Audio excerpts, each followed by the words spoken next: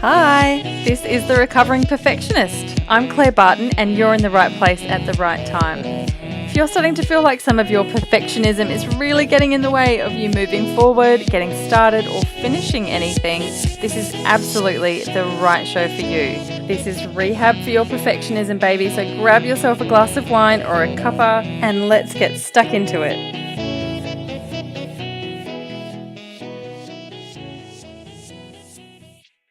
I have got the amazing and gorgeous and super talented Emma Weise from Fresh Sage with me today. Hi, Emma. Hello, Claire. How are you? I'm so great, thank you. How are you going? Very good. Excellent. Enjoying the early morning touch base with you, I must say. Excellent, thank you. What a great way to start the day. Oh. Chat about being a recovering perfectionist. Absolutely. And so for everyone who's listening at home, Emma is in South Africa and I'm in Australia. So hopefully we have a fairly clear line and everything, but there may be some bits and pieces that drop in and out. And dear Emma has gotten up very early and gotten absolutely gorgeous for us on the show. It's the end of the day here. It's the beginning of the day there. So what a fun way to start and end our days. You got to love it. Now, Emma, I just love how we're over the world and able to connect at random times. Cool. It's fabulous. Super cool. Very super cool. So Emma is how do I articulate what you do? You're a brand strategist, branding guru, all things beautifying and getting your message aligned and gorgeous with your brand and what you do and your purpose. Very articulate. Oh, I love that. I love that. Yes, we'll write that down. You can put that in there in your signature of your emails. Okay. Yeah. Very articulate. All right. Well, you tell us what you do, Em.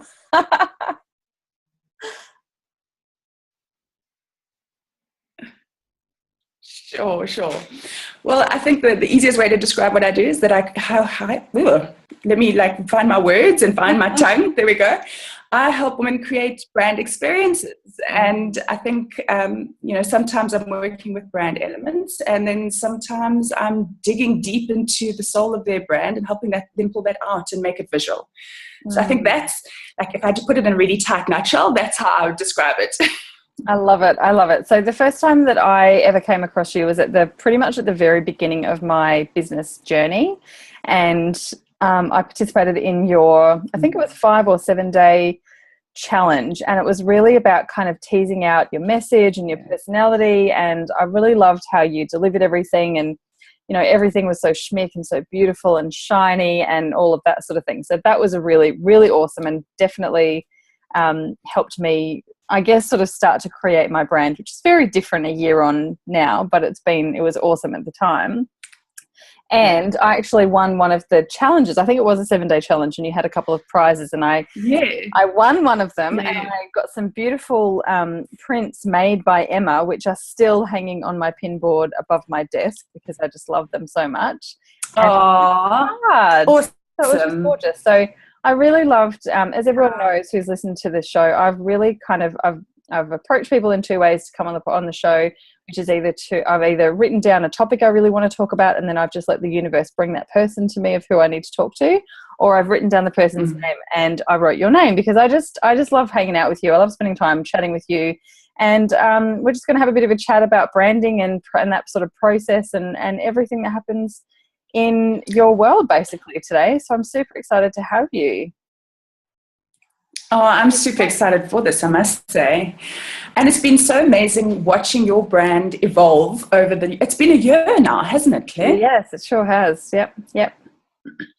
And watching you unpack all the little elements of the brand and the whole experience. And I think that's one thing a lot of people don't understand is that when you're creating a brand, it's not just a logo.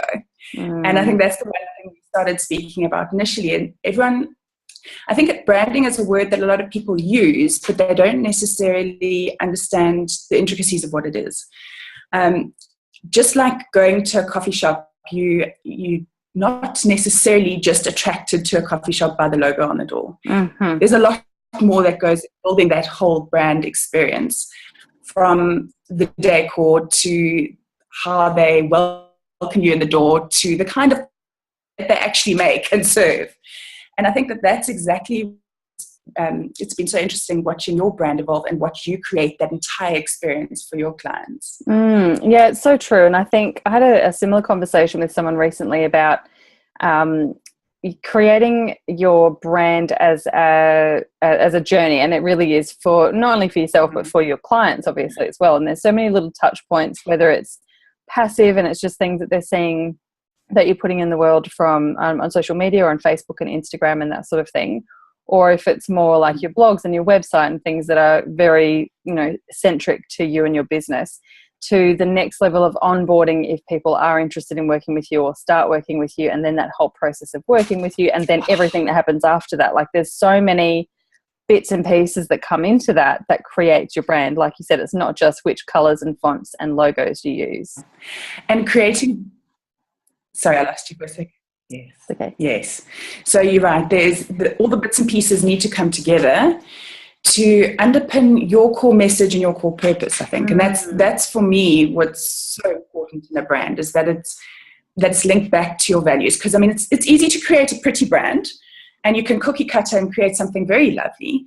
But if your brand isn't aligned to who you are, and I think that's what you were initially chatting about in the challenge that you did way back then, that your brand it needs to be a representation of who you are. Otherwise, you're going to be almost putting on a false facade that isn't actually real. So and true. I think, yeah. No, go for it. Yeah, I had a very similar, again, another conversation about the same sort of thing, that consistency and making sure that everything that you put out is consistently aligned with who you are is really the only way. Like, if you try and do something that's not you, or if you're trying to do that sort of cookie cutter, it's like almost like keeping up a lie that you can't fulfill. You'll fall over, and then it just completely breaks that know, like, and trust thing.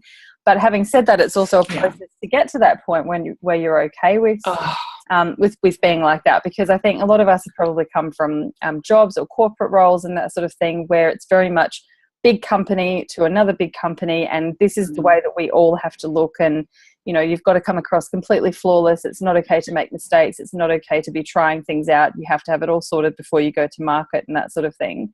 Yeah. And completely by accident, when we start our businesses, that's what completely. Yeah.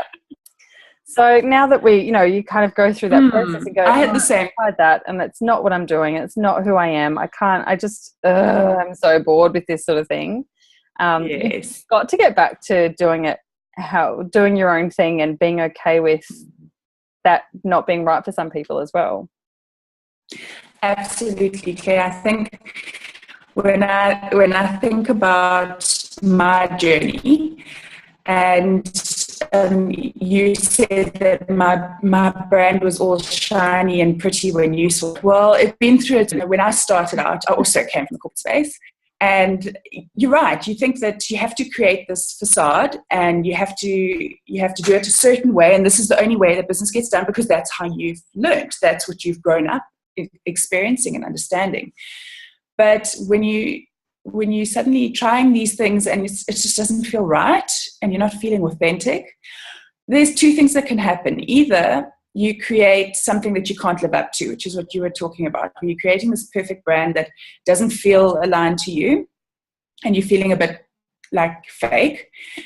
Or you're creating something that, the first thing you were talking about is creating a brand that feels that you can't live up to, and you ruin the know, like, and trust, right? But there's also one where you create something that you can live up to. It just doesn't feel aligned to you. You're feeling fake, and you're feeling like something's a bit off. And that's kind of what I did initially. Is I created a beautiful brand when I left corporate in the employer branding space, but it wasn't aligned to me. And as I started shifting and finding what I really wanted to do, and as you said, it's such an organic process. And you know what, like, the biggest thing that it took, and I think a lot of people may, if you're in that space where you are, you've built a brand that doesn't feel authentic, it takes a ton of courage to actually make that shift. And you think, oh my gosh, the world is probably going to crumble if I make this change, right? I don't know if you had the same thing. Yep. But I had a complete perception of like everything is going to go pear-shaped if I change. I need to stick on the course I've set because, you can't have failure. But actually, when you make that shift and you take the change, you start flying because you're doing what you love. Totally. And I don't know if you experienced the same thing in your brand. Yeah. Oh, absolutely. And I think I've had a couple of sessions with people recently on either or gone to workshops about branding and customer journey and what's the other one? There's a couple of other things like that. And I've been like, I wish I had you when I started my business. And then I thought retrospectively, it would have been completely useless if I had you at the start of my business, because where I thought I was going to go a year ago and where I am now, if I had done that sort of stuff a year ago, I would either still be doing it and it would be so misaligned because I would feel guilty and feel like I was trapped and kind of pigeonholed into that thing because I'd already set up systems and I'd already said the words and that sort of thing. Yes. And or I would have felt like I had failed because I wasn't doing exactly what I said I was going to do a year ago.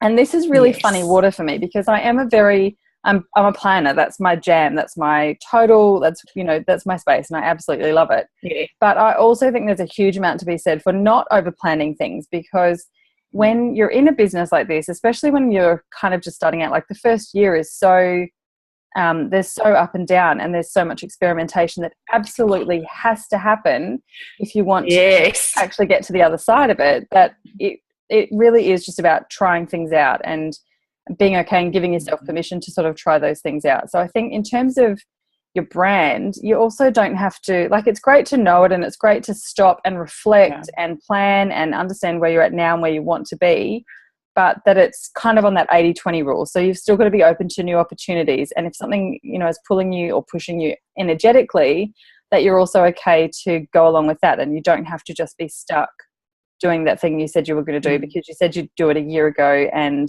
that's the end of the story. And now you've gone and spent a lot of money on your brand, and now you have to follow through with this thing that you've created, right? That's it exactly. But I think, like you said, where we move in a lot of the same sort of circles with online businesses, and a lot of women who are in online business, and everyone sort of kind of gets that we're trying things out, and we're I've done some offers where I've gone, I do this for all my clients. Maybe I'll make a whole new service offering out of that.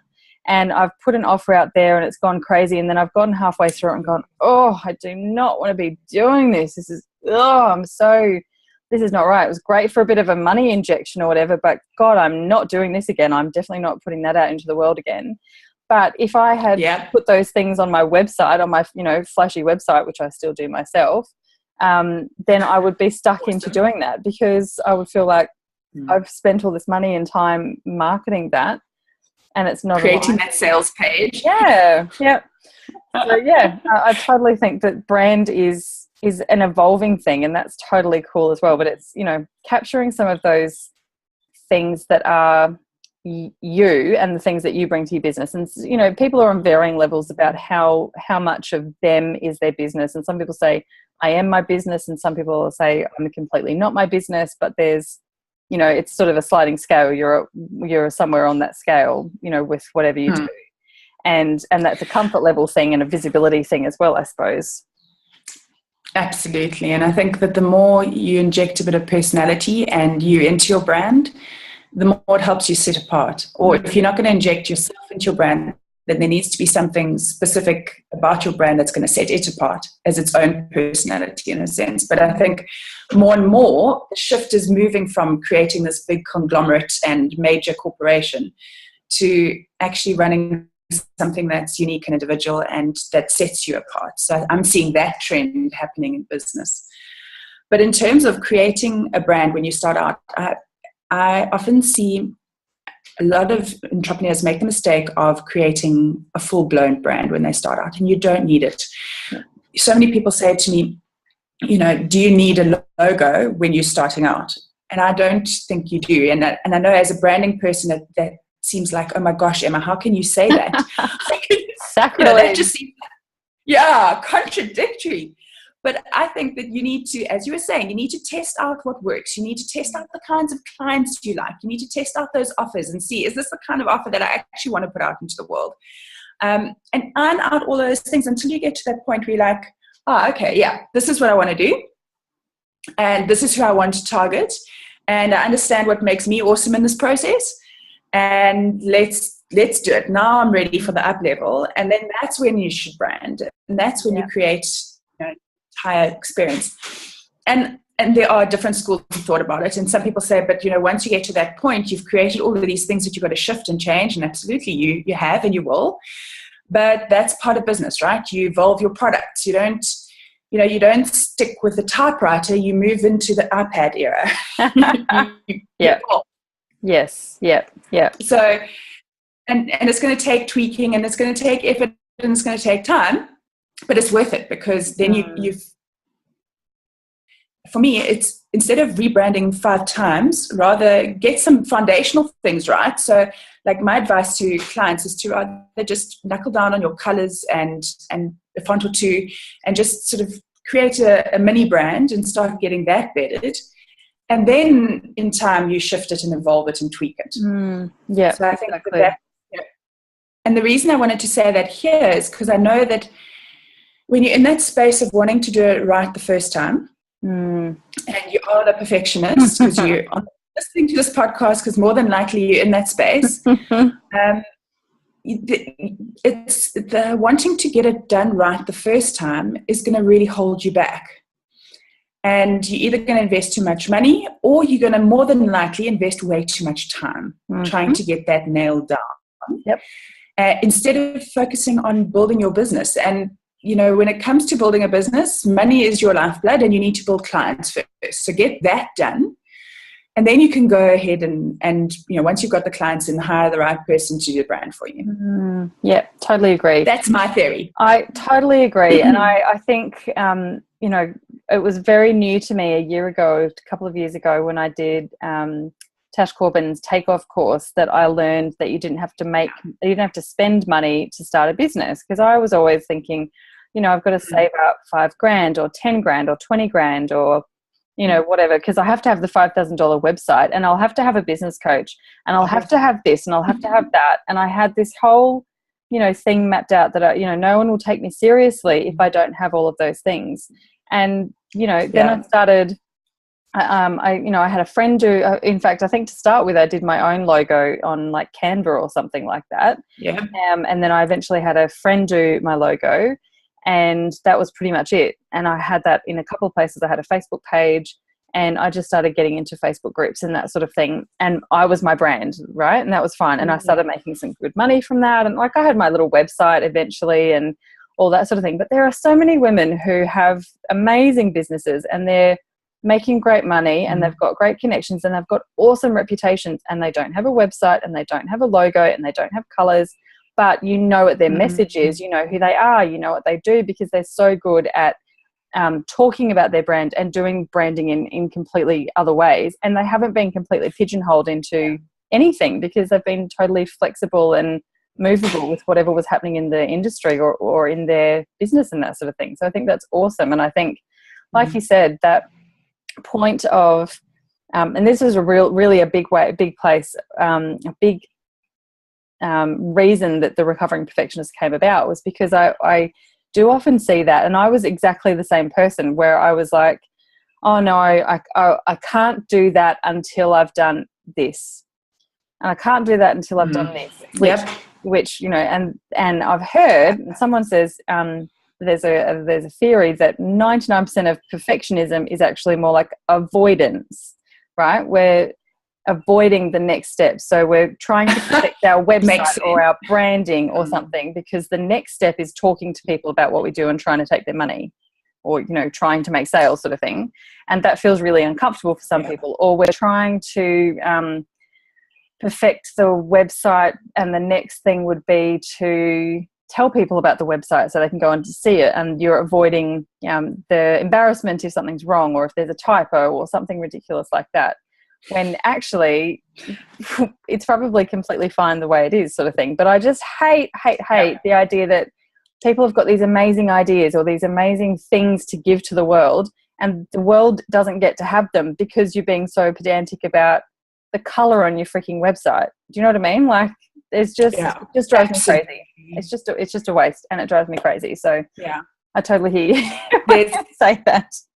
as you were talking about that, there's a quote on my wall over here. And it's something that I absolutely adore. And of course, my throat has now gotten frog in it. But it's our deepest fear. Have you heard that Marianne Williamson quote? Possibly. It says, our deepest fear is not that... Okay, well, let me read it to you. Our deepest fear is not that we are inadequate. Our deepest fear is that we are powerful beyond measure. It's our light, not our darkness, that most frightens us. We ask ourselves, who am I to be brilliant or just? Your playing small does not serve the world. There's nothing frightened about shrinking so that other people won't feel insecure around you. We're all meant to shine as children do. We're born to make manifest the glory of God that's within us. It's not in some of us, it's in everyone. And as we let our own light shine, we unconsciously give other people permission to do the same. As we are liberated from our own fear, our presence automatically liberates others. Don't you just love that? I do. I so love that. And I think it's quite true that it's our light, not our darkness, that is scary, because I guess, and I don't know if it's a cultural thing. I know Australian, it's a very much a cultural thing, this tall poppy syndrome, that, you don't want to be seen to be, you're too big for your boots, or, that you're doing things outside of the norm. So it can be a little bit uncomfortable sometimes to do that. But, I just think sometimes, like, I'm not meant to sit around and, pay bills and, just do something ordinary. And I totally agree with that. And it is scary. It's totally the scary thing, because it's unusual, it's less usual and that sort of thing. So yeah, I think that whole, the last bit about, giving, when you do it, you unconsciously give other people permission to do it as well. I think that's a really important thing, and it's definitely a big, definitely a big motivator for me with my kids. Like, I really want to show them that anything's possible, and they can do whatever they want, and they don't have to just go to school, go to uni, get a job, retire and die. That's not how it has to be done. So I'm trying to lead by example. There are other options. There are other options. Yeah. Yeah, I love it. Yeah, and I love that you're saying, when you were talking about how, and of course this has now gone blank, but you were talking about how women have something incredible to offer, and there's something that they were born to do, but they get stuck in this sort of, perfectionist, I can't do it because something, they come up with all these sort of reasons as to why they can't put themselves out there, colors of website being one of them. And I found that, the reason why I do what I do is, yes, I love making things pretty. I mean, I can't deny that, but there's a bigger reason. And that's because I think that every woman has something unique and awesome about them. And oftentimes they just don't have the confidence to go and put that awesome thing out into the world. And so I find that when I created a brand that helped me feel confident, it just helped me show up in the world as a better human being. And I love that I get to do that for my clients too. So, creating almost the brand, I don't want to say like a brand is something you can hide behind, because it's not, the brand is something that you hide behind, but it's a case of it's like putting on a really nice jacket. That's right. It just makes you feel good. Yeah, totally agree. And if it fits right, if it fits right, it feels even better. If it doesn't, it's going to feel crap. Yeah, even better. The next thing I think that I did with you after that challenge was I actually had a brand clarity session, I think it was called, and we came up with like the 3 words that were important to me, which were almost, I guess, like my values, my top 3 values. And then we came up with 3 words that I wanted my clients to feel. And then you sent me, client journey goddess. I got a beautiful, unexpected PDF with my photo on it and the ingredients and the method, all the things that I needed to do, some actions and all that sort of thing. It was just gorgeous. And one thing that I really loved about you was that you were so sharing about your stuff in that session, and everywhere as well on social media. You're very open about your process and some tips and tricks and, how to make things easy and aligned and beautiful and that sort of thing. And I know one of your things was that you wanted your clients to feel the Emma magic. And I was like, that is so freaking cool. And I totally, I know I do. Every time I speak with you or see you online, I totally feel the Emma magic. And I also really loved the permission. Oh. And I really felt like that sort of thing gave me permission to go, oh, yeah, I can do magic. Like, people want some of the Claire magic as well. And Absolutely. it wasn't a real word. It wasn't like a thing that I could, show someone how to do a thing, but it was just not having to be so cookie cutter about how I talked about myself, my brand, the stuff I do. Like, someone asked me today, what's your title, or what do you do? And I was like, well, where do I start?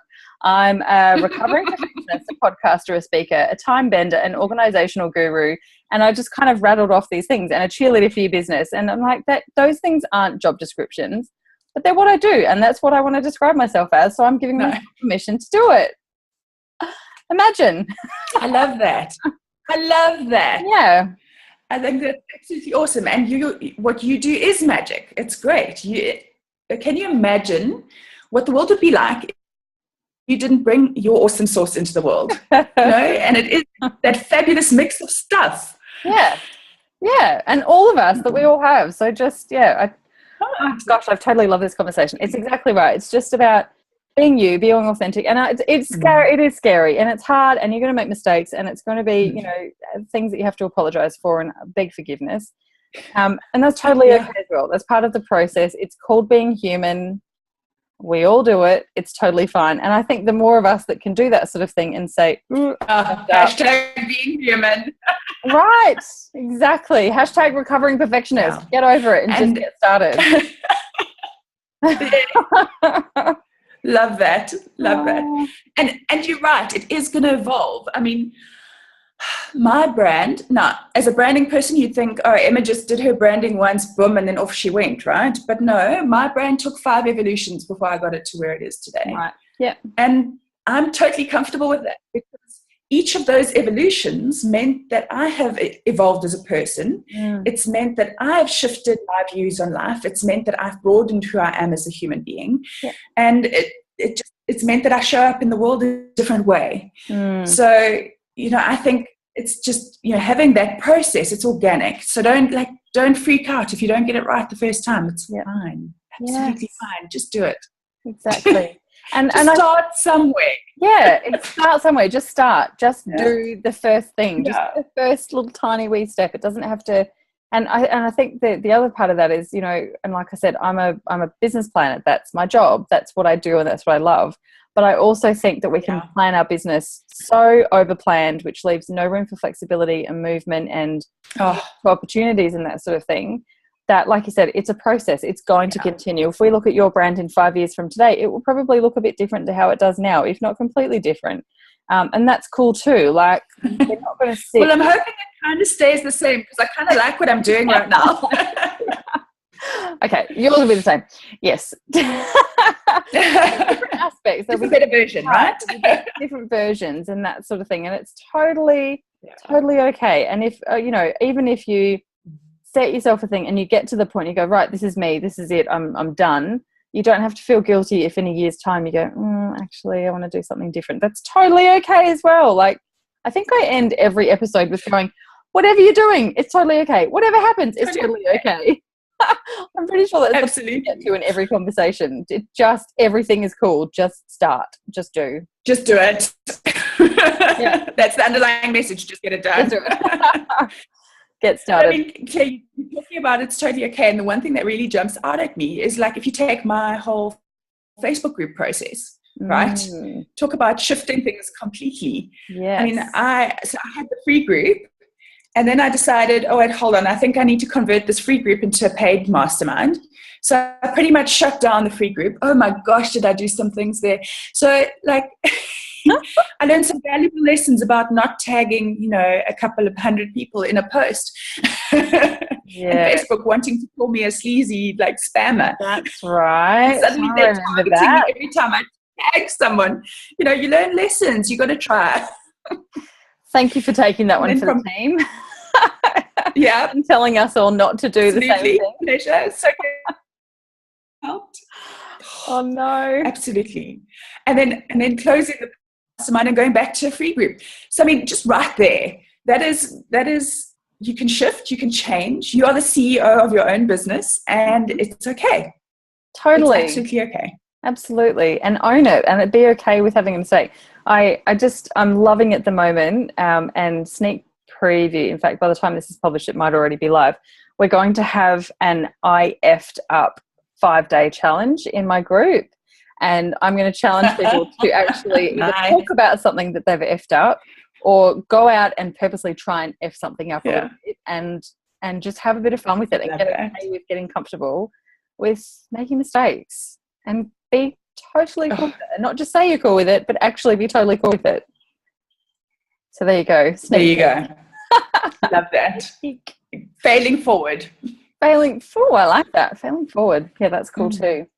Awesome, Emma. Absolutely. Thank you so much for coming on and for having a chat. I love where this has gone, and I'm sure everyone will be wanting to meet you and talk to you and follow you. So how can people get in touch if they want to lovingly stalk you in social media land? Well, they can lovingly stalk me in my Facebook group, and they can actually connect with me there. Excellent. Which is called so as a recovering perfectionist, I'm not going to tell you what it's called because it's probably going to change. But we'll have a link below, I'm sure. She's a fast learner. I like this one. Yeah. Beautiful. Awesome. So then, all of that will be in there. No, it's currently, yeah. And then otherwise they can have a look on my blog. There's a whole lot of meaty articles there. And that's freshsage.co.za. And then /blog. Yeah. Beautiful. So that's, yeah. Amazing. So all of those links are probably the best 2 places to find me, right, Claire? Okay. I mean, you lovingly stalk me. You tell me. They are. Yes, I definitely stalk you there. I love your Facebook page too. That's always quite juicy and lovely. And, you know, I bump into you around the traps everywhere else as well. So, yeah. And Instagram. And Instagram. Oh, yes. Your Instagram page to die for. Yes. Awesome. Well, we'll have some links below. There will definitely be some links in the show notes. So jump in there if you want to check it out. Awesome chatting with you as always. Thank you so much, Emma. And I'll talk to you again soon, I'm sure. Thank you, Claire. This has been fun. Okay, bye.